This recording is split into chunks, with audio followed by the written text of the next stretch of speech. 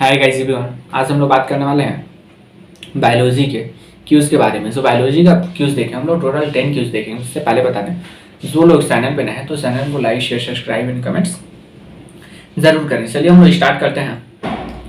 जो हम लोग का फर्स्ट क्वेश्चन है, चूहे में मानव वृद्धि हार्मोन जीन डालकर उसकी साइज को सामान्यतः से 8 गुना बढ़ाने की तकनीकी क्या कहलाती है। हम लोग का फर्स्ट क्वेश्चन क्या है, चूहे में जो मानव वृद्धि हार्मोन्स होता है जीन में डालकर उसकी साइज को सामान्यतः से 8 गुना बढ़ाने की तकनीकी कहलाती है, क्या कहलाती है। फर्स्ट ऑप्शन है संक्रमण कहलाती है, सेकंड ऑप्शन है हार्मोन पोषण कहलाती है, थर्ड ऑप्शन परिवर्तन प्रजनन कहलाती है, फोर्थ ऑप्शन है आनुवंशिक इंजीनियर कहलाती है। तो इस क्या कहलाती है, कहलाती है हम लोग का ऑप्शन नंबर हम लोग का फोर्थ सही रहेगा, आनुवंशिकी इंजीनियर कहलाती है।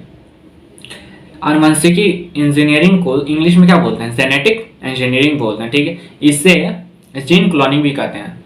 जो हम लोग इसमें है आनुवंशिकी इंजीनियरिंग को हम लोग जीन क्लोनिंग भी कहते हैं। फिर हम क्वेश्चन नंबर सेकंड देख लेते हैं। क्वेश्चन नंबर सेकंड है, मेढक के हृदय में कुल कितने कक्ष होते हैं। मेढक का हृदय होता है उसमें कुल कितने कक्ष होते हैं। मेढक के जो हृदय होते हैं इसमें टोटल 3 कक्ष होते हैं। इसमें ऑप्शन नंबर हम लोग का थर्ड सही रहेगा, मेढक के हृदय में कुल कितने कक्ष होते हैं, 3 कक्ष होते हैं। लेकिन इसमें कहा जाए कुल कितने ऑलिंद और कितने नीले होते हैं। तो जो मेढक के हृदय में कुल 2 ऑलिंद होते हैं और 1 नीले होता है। मेढक के हृदय में कुल 2 ऑलिंद और 1 नीले होता है।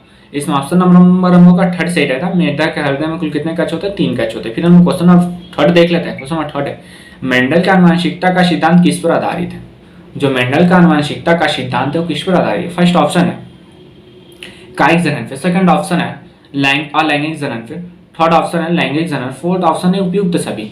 जो मेंडल का आनुवंशिकता का सिद्धांत हो किस पर आधारित है, हम लोग का ऑप्शन नंबर हम लोग का थर्ड सही रहेगा, लैंगिक जनन पे यानी सेक्सुअल रिप्रोडक्शन पे। सबसे पहले समझ लेते हैं सेक्सुअल रिप्रोडक्शन कहते किसे। देखिए प्रजनन की वह प्रक्रिया जिसमें 2 गैमेट्स के मिलने से बनी संरचना जाइगोट द्वारा नए जीव की उत्पत्ति होते है, क्या कहलाता है, सेक्सुअल रिप्रोडक्शन कहलाता है।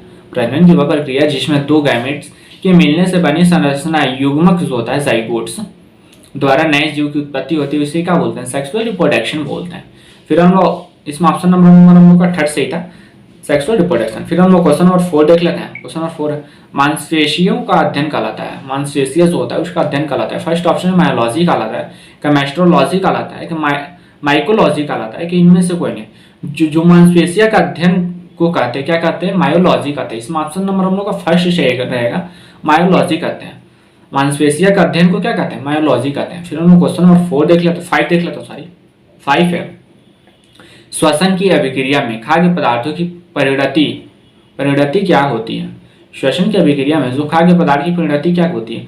फर्स्ट ऑप्शन है विघटन होती है, सेकंड ऑप्शन है दहन होती है, थर्ड ऑप्शन परिवर्तन होती है, और फोर्थ ऑप्शन है संश्लेषण होती है। तो इसमें क्या रहेगा, श्वसन की अभिक्रिया में खाद्य पदार्थों की परिणति होती है, क्या कहलाती है, वो क्या होती है, विघटन की होती है।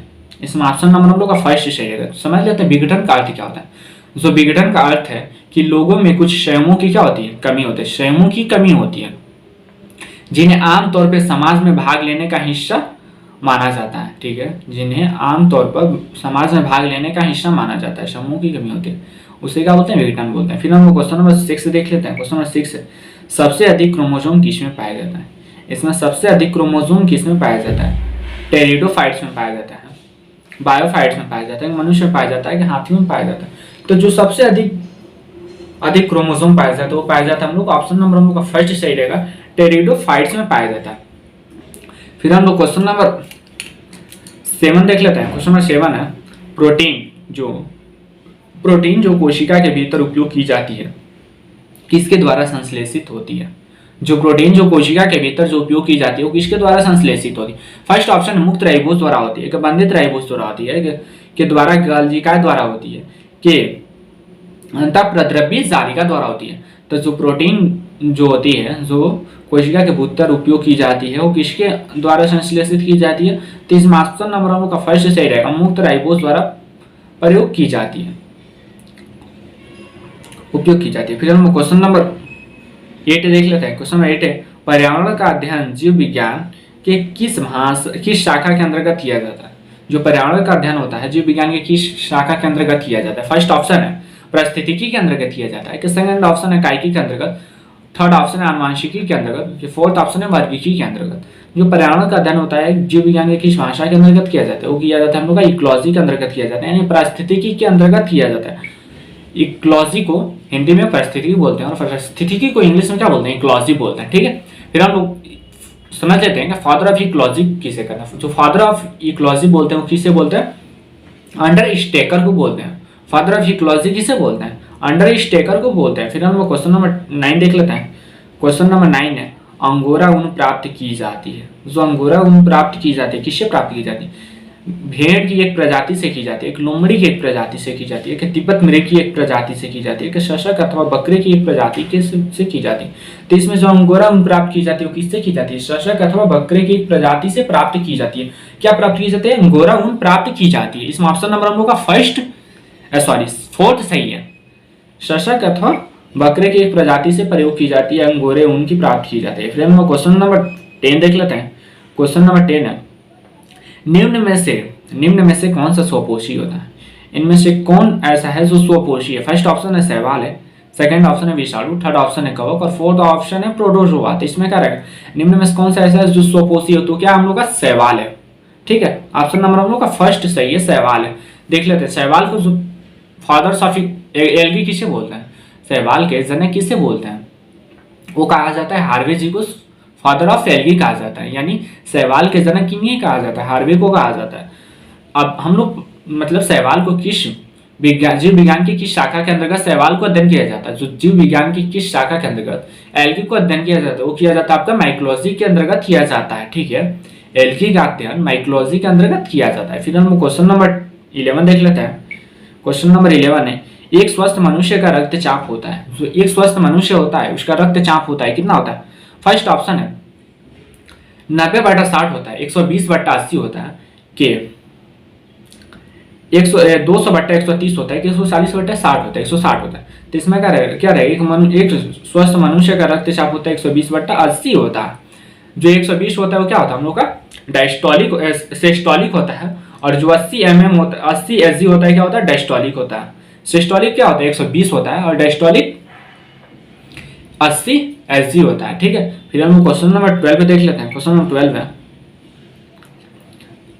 हेमरेजिक। ठीक है, हेमरेजिक डेंगू ज्वर किसके द्वारा फैलता है, जो हेमरेजिक डेंगू ज्वर किसके द्वारा फैलता है। तो इसमें ऑप्शन नंबर हम लोग का फोर्थ सही रहेगा, एडिज इजिप्टी द्वारा फैलता है। जो हेमरेजिक डेंगू ज्वर होता है किसके द्वारा फैलता है, एडिज इजिप्टी द्वारा फैलता है। फिर हम क्वेश्चन नंबर 13 देख लेते हैं। Question number 13 green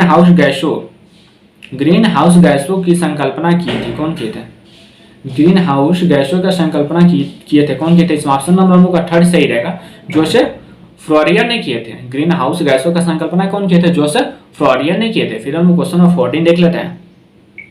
question number 14 है पृथक्करण का नियम किसने दिया था। जो पृथक्करण का नियम है वो किसने दिया था, वो दिए ऑप्शन नंबर हम लोग फर्स्ट है बेबीलोनियन द्वारा दिए थे, कि मेंडल द्वारा, कि डार्विन द्वारा, कि एसिरियंस द्वारा। तो इसमें क्या रहेगा, इसका ऑप्शन नंबर हम लोग का सेकंड सही रहेगा।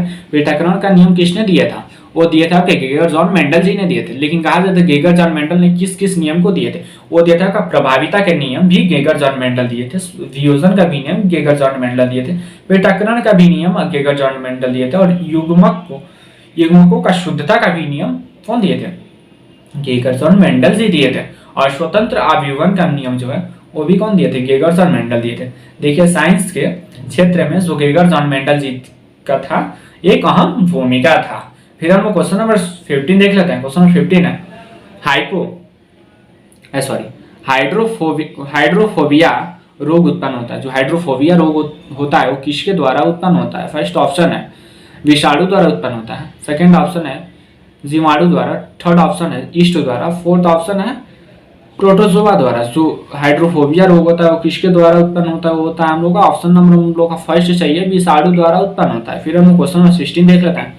क्वेश्चन नंबर 16 जीव विज्ञान शब्द का प्रयोग सर्वप्रथम किसने प्रयोग किया। जो जीव विज्ञान का शब्द जो होता है सर्वप्रथम किसने प्रयोग किया था, इसमें फर्स्ट ऑप्शन है अरस्तु ने किए थे, पुरकिंजे ने किए थे, वन माल ने किए थे, लैमार्क तथा टार्विनस ने किए थे। जो जीव विज्ञान का सर्वप्रथम प्रयोग किए थे वो कौन किए थे, अरस्तु जी ने किए थे। ठीक है, इन्हें क्या बोलता है, अरस्तु जी को ही कहा जाता है फादर ऑफ जूलॉजी। ठीक है, फादर ऑफ जूलॉजी किसे कहा जाता है, अरस्तु जी को कहा जाता है। फादर ऑफ बायोलॉजी किसे कहा जाता है, अरस्तु जी को ही कहा जाता है। ठीक है, फिर हम लोग क्वेश्चन नंबर 17 देख लेते हैं। क्वेश्चन नंबर 17 है, निम्न मसालों में से फूल की कलियों से प्राप्त होने वाला मसाला है। निम्न मसालों में से फूल की कलियों से प्राप्त होने वाला मसाला है। फर्स्ट ऑप्शन है लौंग है, सेकंड ऑप्शन है जीरा है, थर्ड ऑप्शन है धनिया और फोर्थ ऑप्शन है जायफल है। तो इसमें ऑप्शन नंबर हम लोग का फर्स्ट सही रहेगा, लौंग होता है। निम्न मसालों में से फूल की कलियों से प्राप्त होने वाला मसाला कौन सा, वो होता है हम लोग का लौंग होता है। ठीक है, फिर हम लोग क्वेश्चन नंबर 18 देख लेते हैं। क्वेश्चन नंबर 18 है, वह प्रक्रिया जिसके द्वारा मनुष्य श्वसन ग्रहण करता है तथा श्वसन को छोड़ता है क्या कहलाता है। वह प्रक्रिया जिसके द्वारा मनुष्य श्वसन लेता है और श्वसन को छोड़ता है, वह प्रक्रिया क्या कहलाता है। फर्स्ट ऑप्शन है श्वसन कहलाता है, सेकंड ऑप्शन है श्वास कहलाता है, थर्ड ऑप्शन है प्रश्वसन कहलाता है और फोर्थ ऑप्शन है निश्वसन कहलाता है। तो इसमें क्या कर रहेगा, श्वासों का श्वास कहलाता है। ठीक है, वह प्रक्रिया जिसके द्वारा मनुष्य जो होता है सांस ग्रहण करता है तथा छोड़ता है, वह प्रक्रिया क्या कहलाता है, श्वासों का श्वास कहलाता है। फिर हम लोग क्वेश्चन नंबर 19 देख लेते हैं। क्वेश्चन नंबर 19 है, आर्क्योपैटेरिक्स है क्या है, इस आर्क्योपैटेरिक्स है क्या रहेगा है। इसमें ऑप्शन नंबर हम लोग का सेकंड सही रहेगा, जुरैसिक युग की सर्वपुरांत पक्षी है। ठीक है, आर्क्योटेरिक्स है क्या है वो हम लोग का जुरैसिक युग की सर्वपुरांत पक्षी है। ठीक है, फिर हम लोग क्वेश्चन नंबर 20 देख लेते हैं। क्वेश्चन नंबर 20 है, मनुष्य के जीवन काल में कितने दंत 2 बार विकसित होते हैं। मनुष्य के जीवन काल में कितने बार जो दंत होते हैं 2 बार विकसित होते हैं। इसका फर्स्ट ऑप्शन है 28, सेकंड ऑप्शन है 4 और थर्ड ऑप्शन है क्या 12 और फोर्थ ऑप्शन है 20। तो इसमें क्या रहेगा, इसमें ऑप्शन नंबर हम लोग का फोर्थ सही रहेगा 20। लेकिन यही बात किया जाएगा टाइप ऑफ मनुष्य का जो टीथ होता है, दांत होता है, कुल कितने प्रकार के होता है। जो टाइप ऑफ ह्यूमन टीथ वो कितने प्रकार का होता है, वो होता है हम लोग का 4 प्रकार का होता है। जो हम लोग का फर्स्ट ऑप्शन है क्या होता है, एंसिस्टोर होता है, सेकंड ऑप्शन है कैनिन होता है और थर्ड ऑप्शन है प्रीमेलोर होता है और फोर्थ ऑप्शन है क्या मैलोर होता है, जिसे छेदक, रंधक और अग्र चड़क और चड़क दांत बोलते हैं। और दांत का फॉर्मूला क्या था 2 1 2 3। ठीक है, 2 1 2 3 ऐसे ही होता है। चलिए, ऐसे हम लोग टोटल 20 क्वेश्चन देख लिया। अगर आप लोग चैनल पे नए हैं तो चैनल को like share subscribe and comments जरूर करें ऐसे लेटेस्ट क्विज पाने के लिए। तब तक के लिए बाय बाय।